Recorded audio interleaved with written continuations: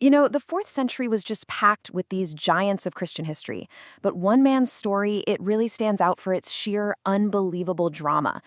I'm talking about a governor who became a bishop almost by accident, a scholar who challenged an empress, and a priest who literally stared down the most powerful man in the world. So let's dive into the incredible life of Ambrose of Milan. Right from the jump, Ambrose lays out his worldview with words that, honestly, could have been written yesterday.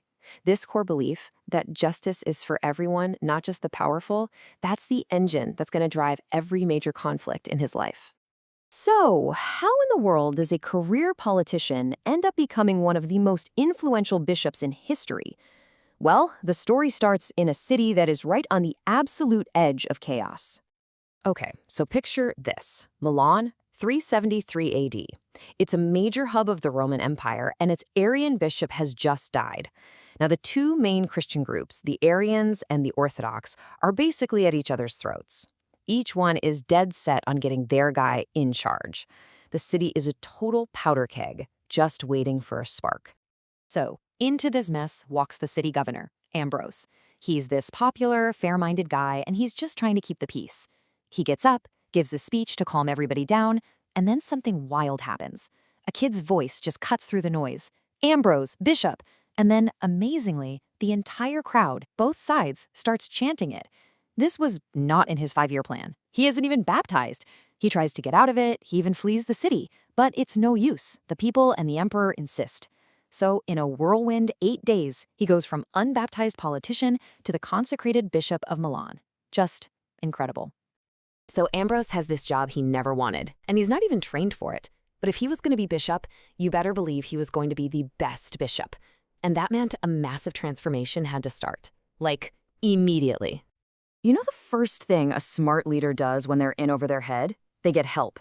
Ambrose brings in his brother, Satyrus, a guy he trusts completely, to handle all the day-to-day church business. That freed him up to just dive headfirst into scripture and theology with his tutor, Simplicianus. For him, this wasn't about getting power. It was about shouldering this immense responsibility he'd been given. And here's something that tells you a lot about the guy's mind. Ambrose could read silently, to himself. Now, that might sound normal to us, but back then it was an exceptionally rare skill. It points to a really quick and powerful intellect, and he put that mind to amazing use. He wasn't some radical new thinker. His real genius was in being a bridge.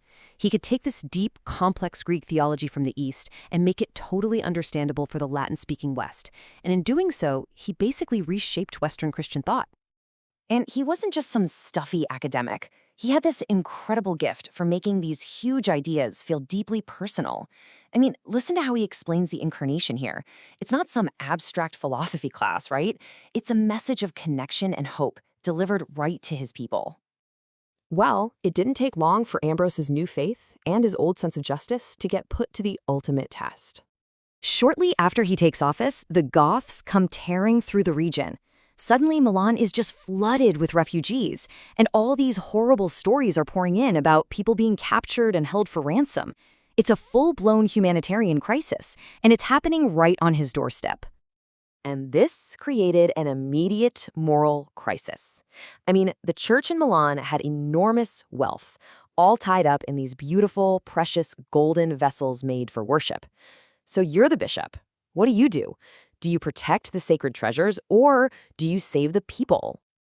Ambrose's answer was swift and decisive. He ordered all the church's gold to be melted down to pay the ransoms. His critics, especially the Arians, they were outraged. They called it sacrilege. But his defense was just so powerful. The church's real treasure isn't gold. It's the people.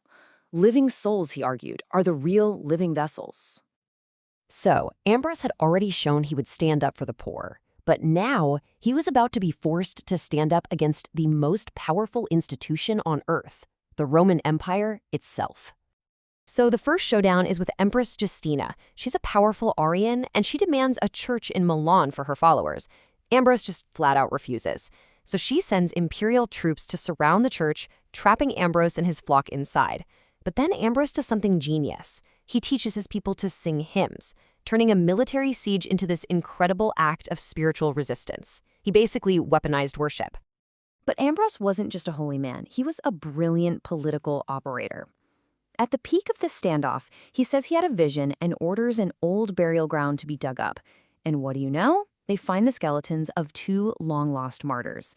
Immediately, rumors of miracles start flying, and public support just explodes for Ambrose. The Empress has no choice. She has to back down. His next big clash was with the Emperor Theodosius himself. See, in a town called Kalanakum, a Christian mob burned down a synagogue. The emperor, quite rightly, ordered them to pay to rebuild it. But Ambrose protested, arguing a Christian emperor shouldn't be funding a non-Christian house of worship. And in the end, the emperor gave in. As our sources note, this was really a sad moment, setting a dangerous precedent that weakened legal protections for religious minorities across the empire. But the most famous, most dramatic confrontation was still to come. A riot breaks out in Thessalonica. An imperial official gets killed, and Emperor Theodosius, who had a famously short fuse, is absolutely enraged. He tells the city's people he forgives them, invites them all to the circus to make peace. But it was a trap. Once the crowd was inside, the emperor's soldiers sealed the exits. And they slaughtered them. Men, women, children.